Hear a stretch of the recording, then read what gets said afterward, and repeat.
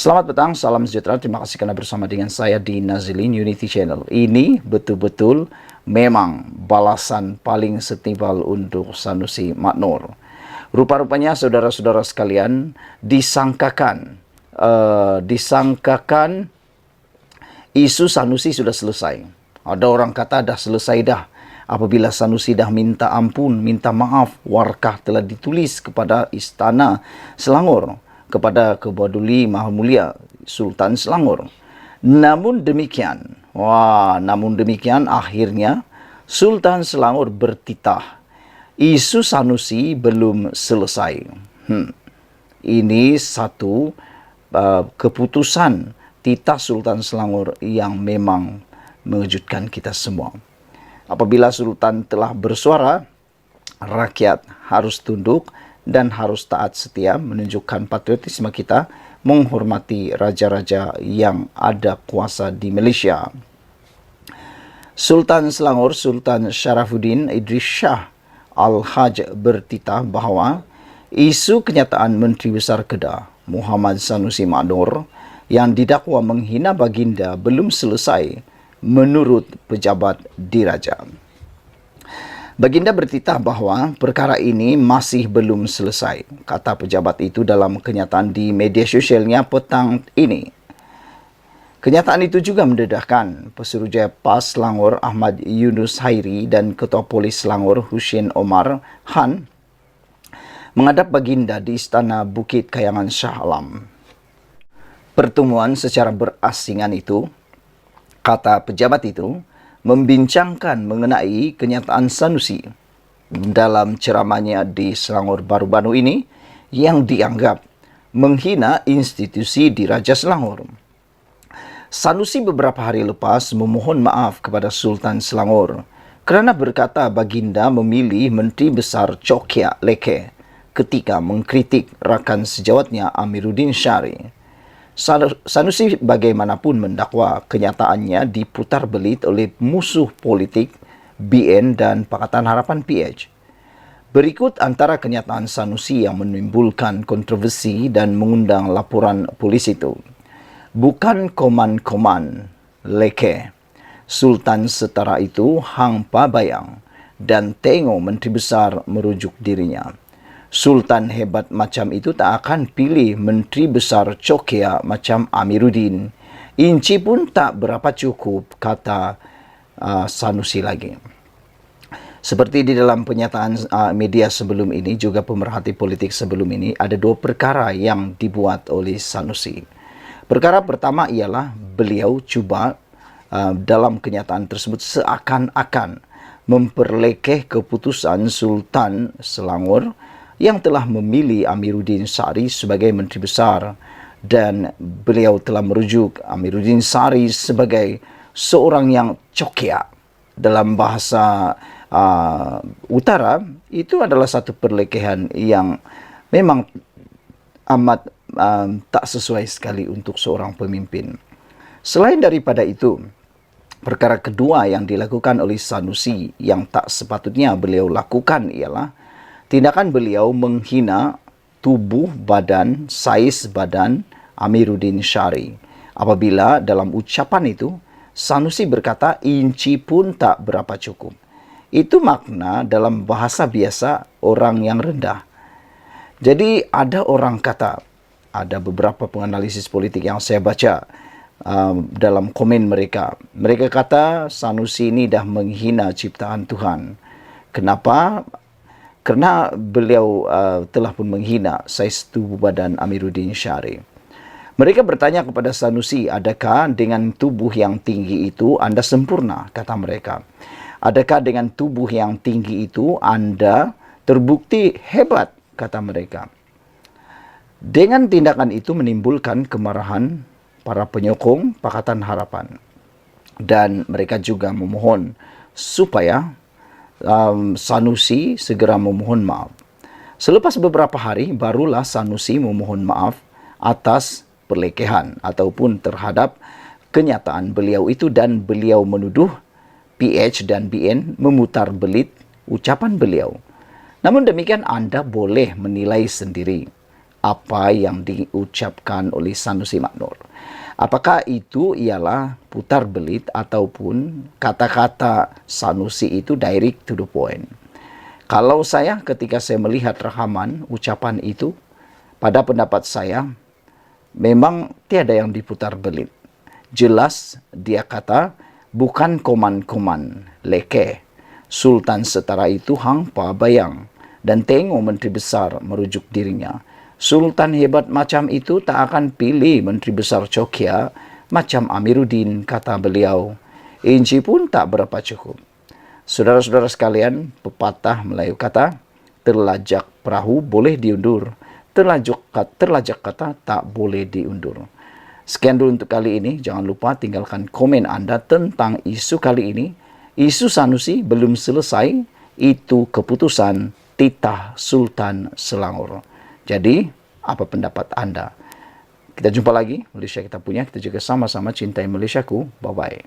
Selamat petang, salam sejahtera. Terima kasih karena bersama dengan saya di Nazilin Unity Channel. Akhirnya Sanusi kena balasan, kena hukum karma, kata para penganalisis politik, pemerhati politik, dan juga semua yang tak setuju dengan tindakan Sanusi baru-baru ini yang dilihat didakwa menghina Sultan Selangor. Esok disahkan Sanusi akan didakwa di Mahkamah Session Selayang, Kuala Lumpur. Menteri Besar Kedah, Datuk Seri Muhammad Sanusi Maknur, dijangka akan didakwa di dua Mahkamah Session Selayang esok. Muhammad Sanusi yang juga pengarah pilihan raya PN dipercayai akan didakwa berhubung kenyataan mempertikaikan kewibawaan institusi Kesultanan Selangor dalam pemilihan menteri besarnya. Menerusi semakan sistem dalam talian mahkamah, terdapat nama Muhammad Sanusi Maknur yang akan didakwa di dua mahkamah session berbeza di hadapan Hakim Nur Rajia Mat Zin dan Osman Effendi Muhammad Saleh. Pendakwaan terhadap Sanusi ditetapkan untuk didengar pada jam 9 pagi. Dalam ucapannya yang tular, pemimpin PAS itu dikatakan menyentuh mengenai perkenaan Sultan Selangor berkaitan pelantikan Menteri Besar Selangor iaitu Amiruddin Syari. Susulan itu, pelbagai pihak membuat laporan polis termasuk yang menyifatkan menghina institusi beraja di Selangor. Sementara itu, Setiausaha Akbar Ahli Dewan Undangan Negeri Jenari itu, Muhammad Mat Yakim berkata, setakat ini pihaknya belum menerima maklumat berhubung perkara itu. Sebelum ini, Polis Diraja Malaysia PDRM membuka kertas siasatan terhadap Muhammad Sanusi berhubung kenyataannya yang didakwa menyentuh isu 3R, agama, kaum, dan raja dalam ceramah politiknya baru-baru ini. Ketua Polis Negara Tan Sri Raziruddin Hussein berkata, siasatan berkenaan kes itu dijangka mengambil masa selama 7 hari. Siasatan berkaitan 3R berkenan dilakukan di bawah Kanun Keseksaan Akta Hasutan, Akta Komunikasi dan Multimedia 1998. Saudara-saudara sekalian, walaupun kita mempunyai hak untuk bersuara, tetapi kita mempunyai batasan untuk bersuara. Bukan semua perkara kita boleh kata sembarangan, apalagi ianya melibatkan isu 3R. Yaitu raja, bangsa dan juga agama. Namun, ada segelintir orang yang sanggup menggunakan isu ini untuk menarik perhatian, untuk mencari ataupun menarik saham yang kita sebut sebagai saham untuk diundi oleh para pengundi. Pada pendapat saya, perbuatan seperti itu ialah perbuatan yang pengecut. Kenapa? Sebab mereka mahukan pertarungan kemenangan yang sensitif ataupun kontroversi. Selain daripada itu, saya fikir ianya tidak berbaloi untuk memporak-porandakan negara ini hanya kerana mahukan satu kerusi semata-mata. Hanya mahu kerana kuasa sanggup menggunakan isu yang paling sensitif yang ada di Malaysia, termasuklah isu kewibawaan raja-raja. Oleh sebab itu, saya berpendapat sebagai pemerhati politik bebas. Saya berpendapat semua ahli politik kena lebih berhati-hati. Lebih-lebih lagi yang mempunyai jawatan dalam mana-mana kerajaan. Kerana apa yang mereka kata akan dapat mempengaruhi beratus-ratus, beribu-ribu, bahkan mungkin berjuta rakyat Malaysia. Bayangkan kalau mereka tersalah cakap. Bayangkan kalau kata-kata mereka itu boleh menimbulkan kegusaran awam. Bukankah itu sesuatu yang amat merugikan? Hanya kerana nilai setitik rosak susu sebelah. Bak kata Zahid dalam laporan semalam, beliau kata, terlanjur kata buruk padanya. Itu sebabnya netizen memberikan kata-kata yang agak pedas untuk Sanusi. Mereka kata padan muka Sanusi kerana sanggup ataupun didakwa menghina Sultan Selangor, dan kali ini akan bakal didakwa di 2 mahkamah session yang ada di Selayang esok. Jadi, apakah nasib Sanusi selepas ini? Adakah dengan perkara ini beliau akan menjadi beban liability kepada Parti Perikatan Nasional? Sekian dulu untuk kali ini. Jangan lupa tinggalkan komen Anda. Ikuti terus ulasan selepas ini. Selamat datang, salam sejahtera. Terima kasih kerana bersama dengan saya di Nazlin Unity Channel. Tolong share video ini supaya semua penyokong-penyokong Perikatan Nasional menangis darah yang tak mampu tidur malam ini. Begitu juga dengan penyokong Pakatan Harapan akan gembira, Pakatan Kerajaan Perpaduan akan gembira dan tidur nyenyak pula. Ini adalah surat daripada Malaysia Kini yang saya bacakan untuk Anda semua. Bukan mudah buat Perikatan Nasional tawan Selangor. Pilihan raya 6 negeri bakal diadakan tidak lama lagi, semakin menjadi bualan. Macam-macam andaian dan spekulasi dibuat. Ada yang meramalkan Kedah, Terengganu dan Kelantan akan kekal milik PN, selain bacaan mereka bahawa Selangor Negeri Sembilan dan Pulau Pinang juga akan ditawan. Politik adalah persepsi dan jangkaan, namun kuasa rakyat akan menentukan segalanya. Kebijaksanaan parti-parti yang bertanding dalam memenangi hati rakyat akan menentukan siapa pilihan rakyat dan umpan siapa yang akan mengena. Apapun, rakyat semakin bijak dan matang membuat pilihan. PH dengan rekod cemerlang selepas sekian lama mentadbir Selangor, Negeri Sembilan dan Pulau Pinang, sementara Perikatan Nasional menawarkan pilihan dan pelbagai alasan mengapa negeri-negeri itu perlu diubah. Menjadi teka-teki kenapa Perikatan Nasional PN tidak menamakan calon menteri besar mereka atau poster boy mereka dalam PRN Selangor. Menjadi pertanyaan besar, siapa akan menjadi menteri besar di Selangor kalau PN menang? Kenapa itu penting? Kerana itu menentukan hala tuju negeri tersebut. Kalau meletakkan calon menteri besar pun tiada, anda dah dapat agak ke mana arah tuju negeri tersebut. Kabarnya, sudah ada calon Menteri Besar Selangor jika gabungan itu berjaya menawan Selangor. Bukan bekas Panglima UMNO seperti Sahidan Kasim atau Noh Omar.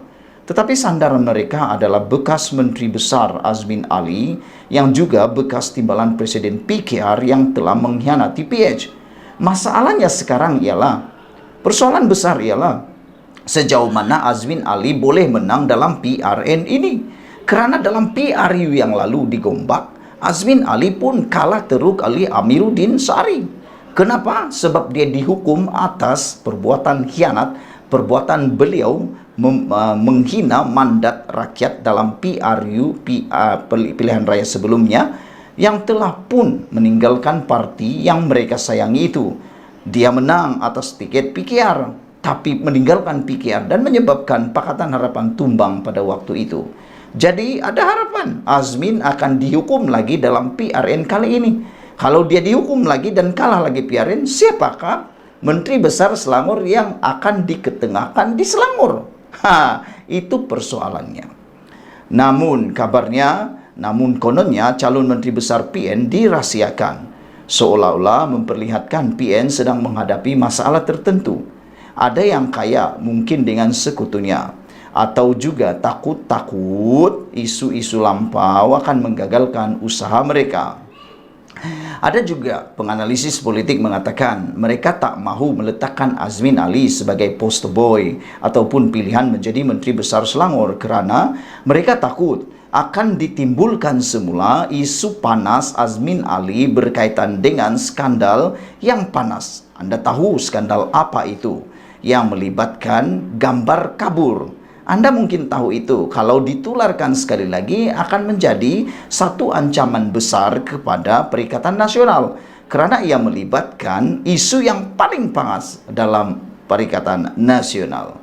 Andai benar jika Azmin jadi pertaruhan Perikatan Nasional sebagai calon Menteri Besar, sekiranya PN berjaya menawan Selangor, maka tugas PH untuk kekal berkuasa lebih mudah dan selesa. Persoalannya, Perikatan Nasional tidak berani berterus terang, sekaligus menimbulkan banyak kemungkinan kerana populariti Azmin makin pudar selepas mendalangi langkah Sheraton dan dilihat tidak lagi gah seperti sewaktu berada dalam PKR sebelum ini. Azmin pernah meluahkan hasrat untuk berehat dan tidak bertanding, namun kenyataan bekas Menteri Besar Selangor itu dilihat sebagai sekadar mahu memuji pasaran politik dirinya. Hakikat adalah dia tetap gairah dan bernafsu untuk kembali selepas hilang kerusi Parlimen Gombak dalam PRU 15 yang lalu apabila tewas oleh Amaruddin Sari. Politik Azmin makin terumbang-ambing dan seperti sudah sampai ke penghujung.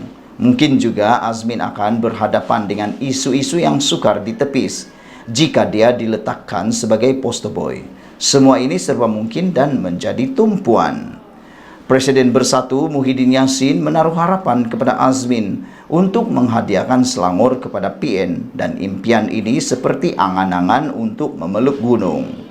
Berdasarkan kecemerlangan Amiruddin memacu Selangor, keyakinan PHBN untuk mencatat kemenangan 56 untuk 50 berbelas 6 untuk kursi DUN Selangor amat cerah.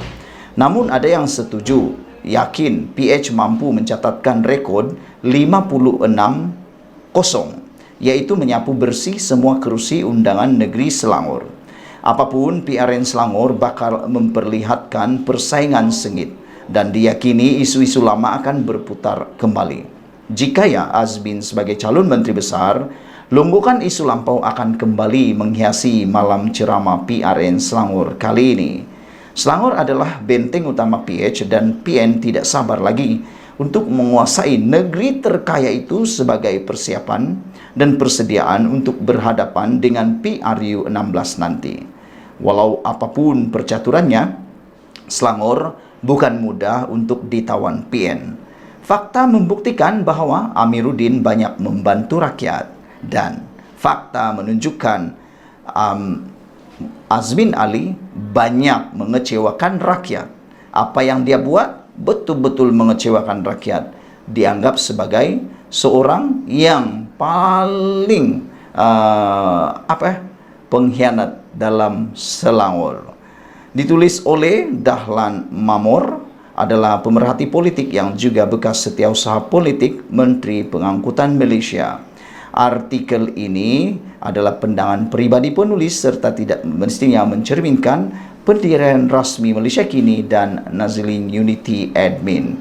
Sekian dulu untuk kali ini. Jangan lupa tinggalkan komen Anda, tekan butang subscribe. Apa pendapat Anda tentang isu kali ini? Adakah Anda juga setuju dengan kami bahawa bukan mudah untuk PN mahu tawan Selangor? Bahkan, adakah mereka akan gigit jari dengan kemenangan 56 berbalas kosong? Tidak mustahil perkara itu akan berlaku. Dan paling tidak pun mereka hanya menang 6 kerusi di Selangor. Ianya seperti berangan-angan memeluk gunung. Saudara-saudara sekalian, kalau Azmin jadi poster boy, pasti akan ada isu lama akan berputar semula. Sekian dulu Malaysia kita punya, kita jaga sama-sama, cintai Malaysiaku. Bye-bye.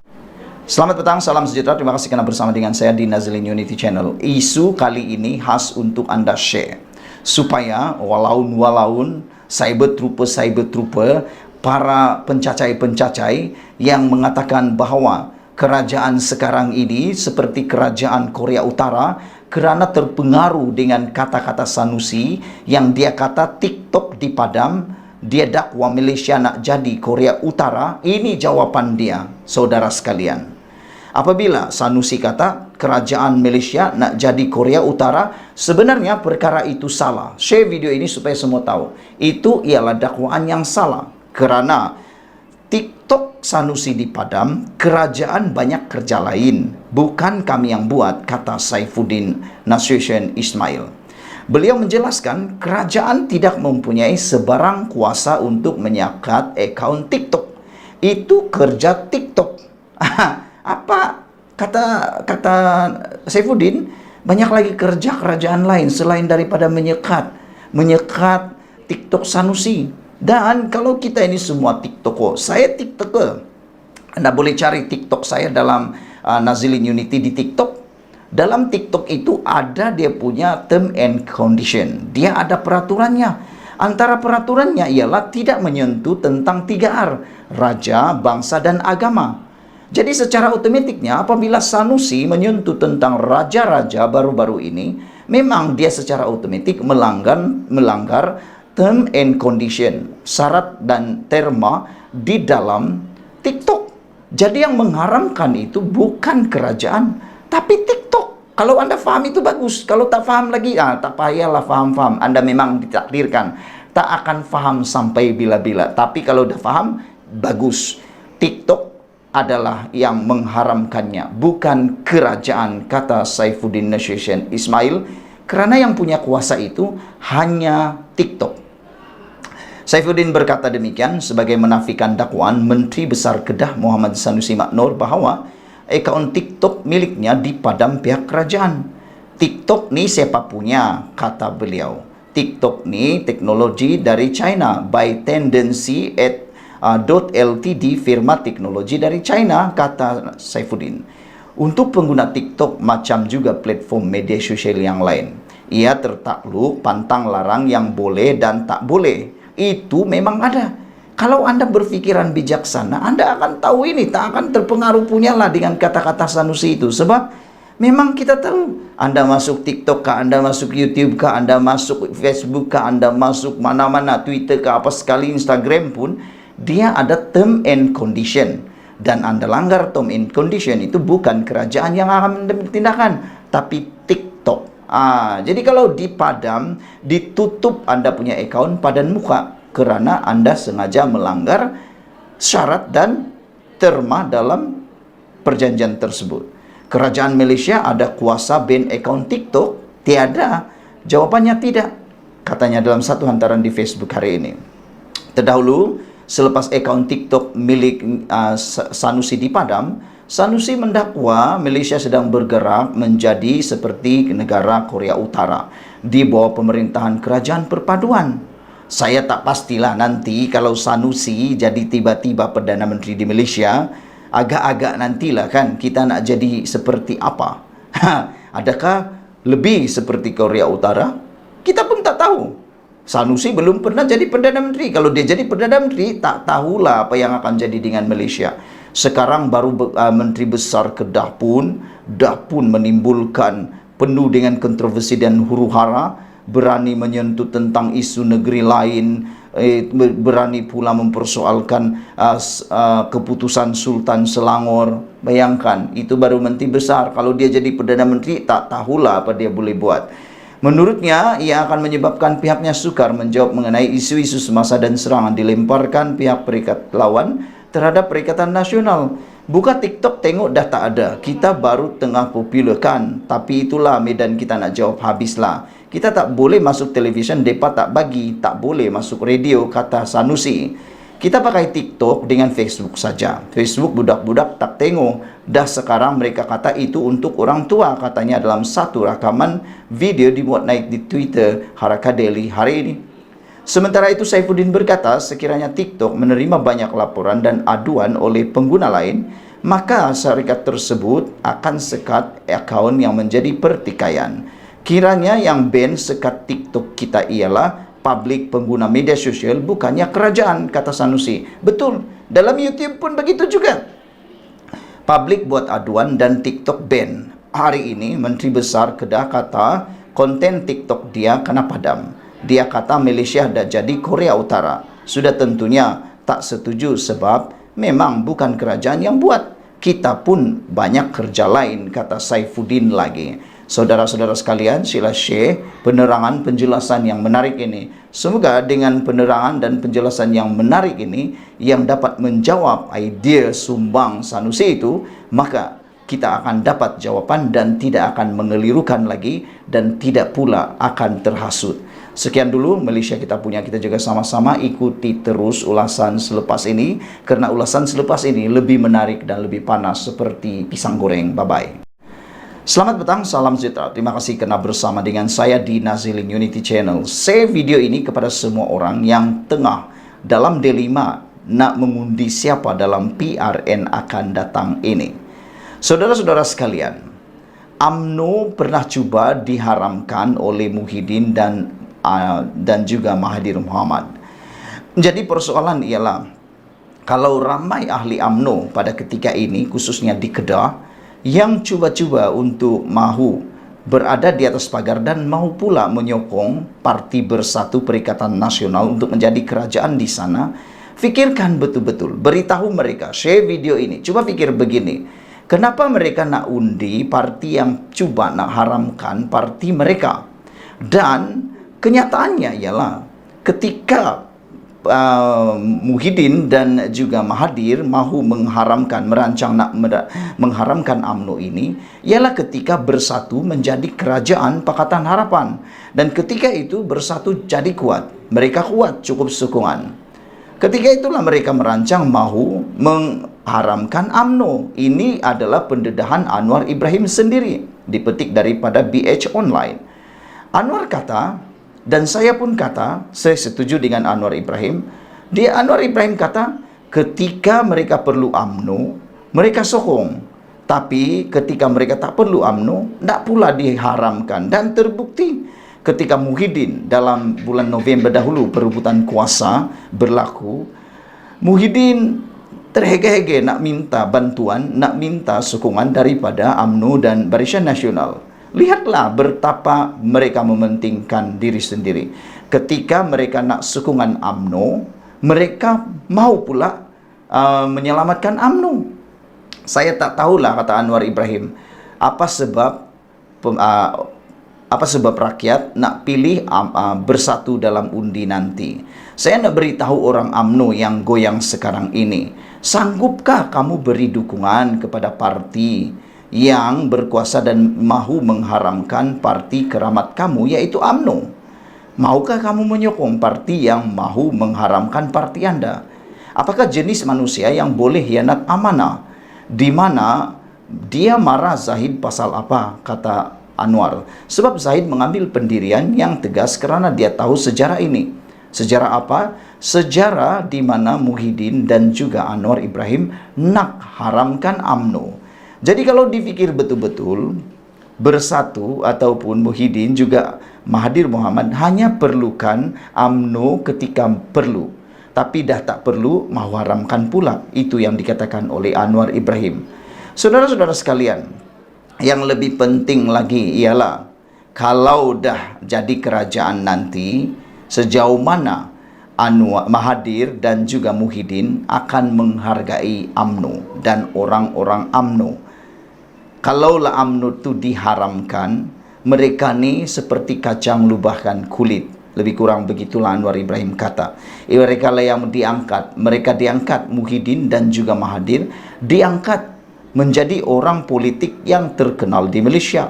Menjadi Perdana Menteri Mahathir Mohamad, menjadi Timbalan Perdana Menteri Muhyiddin Yassin. Datang dari mana? Datang daripada parti UMNO. Lihat pada Anwar. Anwar kata, walaupun aku benci dengan UMNO waktu itu, berlawan dengan UMNO, tapi tak sampai nak mengharamkan UMNO. Itu sebabnya Anwar berjumpa dengan Muhyiddin Yassin. Pada waktu itu, kata Anwar Ibrahim, berlaku ketegangan, memang tegang. Anwar kata dia tidak setuju untuk Muhyiddin mengharamkan UMNO. Bahkan yang lebih luar biasa lagi,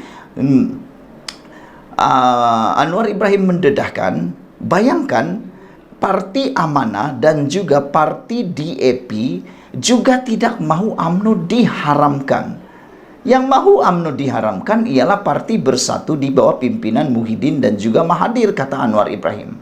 Yang heran, DAP yang selama ini disalah-salahkan pula tak mahu UMNO diharamkan. DAP pula yang selalu disalah-salahkan tak mahu UMNO diharamkan. Begitu juga dengan Amanah. Jadi, para penyokong dan pengundi UMNO yang berada di atas pagar ketika ini, yang tak tahu nak sokong siapa, yang asik nak menyalahkan DAP, yang asik nak menyalahkan Anwar Ibrahim, yang asik nak menyalahkan Zahid Hamidi, kononnya berpakat dengan Anwar Ibrahim dalam pakatan kerajaan, Anda harus fikir betul-betul. Kalau kalau Zahid Hamidi tidak menyertai kerajaan pakatan perpaduan sekarang, agak-agak apa jadi dengan UMNO? Apa jadi dengan UMNO? Ketika itu mungkin Muhyiddin dah jadi Perdana Menteri. Adakah Muhyiddin akan mengharamkan UMNO? Kita pun tak tahu. Hanya Tuhan yang tahu apa dalam perancangan Muhyiddin dan juga Mahathir pada waktu itu. Saudara-saudara sekalian, kata Anwar Ibrahim, saya bukan ahli UMNO, tapi saya tak boleh faham apa politik sampai begini. Beza pendapat dengan Dr. Zahid Hamidi tidak mengapa, kata Anwar Ibrahim. Nak kritik silakan, boleh. Tapi salah Zahid apa, kata Anwar Ibrahim? Kerana dia bersama dengan kerajaan perpaduan, salah dia apa? Salah apa bersama dengan kerajaan perpaduan? Konon kerana dia gadai prinsip kepada DAP.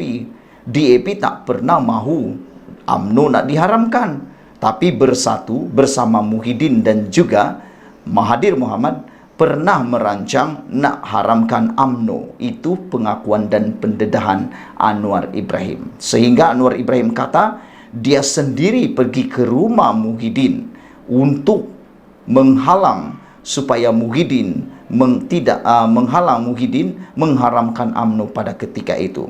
Saya ke rumah Muhyiddin, kata Anwar Ibrahim, berlaku ketegangan, memang tegang. Saya lawan UMNO masa itu, tapi saya tak setuju haramkan UMNO, kata Anwar Ibrahim. Inilah sifat pemimpin yang kita mahu. Bukan kacang lupakan kulit. Pemimpin yang keji ialah pemimpin yang lupakan kulit. Apa pendapat kamu semua? Sila share video ini supaya semua orang yang berada di atas pagar, yang mahu mengundi Parti Bersatu, para penyokong UMNO yang berada di atas pagar, khususnya di Kelantan, di Terengganu, di Kedah, Selangor, di Pulau Pinang dan juga Negeri Sembilan, supaya lebih berhati-hati. Pendedahan Anwar Ibrahim yang kali ini memang amat menarik perhatian saya. Itu sebab saya mengulas 2 kali tentang isu ini, kerana saya sangat jelas dengan apa yang dikatakan oleh Anwar Ibrahim. Pernyataan Anwar Ibrahim itu jelas sekali. Apabila Anwar Ibrahim kata, saya cerita pengalaman bagaimana Tun Mahathir dan Tan Sri Muhyiddin Yassin yang berpakat untuk haramkan UMNO, kata Anwar Ibrahim. Kata Anwar Ibrahim, kalau dalam politik kita lawan. Dia Muhyiddin kata tak boleh. Keputusan sudah dibuat untuk haramkan UMNO, kata Muhyiddin. Saya bercakap dengan Muhammad Sabu dan Lim Guan Eng ketika itu, kami tak setuju dan tak bersama dengan keputusan itu, kata Anwar Ibrahim. Jadi lepas ini rupa-rupanya DAP tak pernah mahu UMNO diharamkan, tapi Bersatu, Muhyiddin dan juga Mahathir merancang berpakat untuk haramkan UMNO. Fikir-fikirkan, sila share video ini di grup UMNO Anda supaya semua orang tahu. Berhati-hati ketika mengundi. Kita jumpa lagi, bye-bye.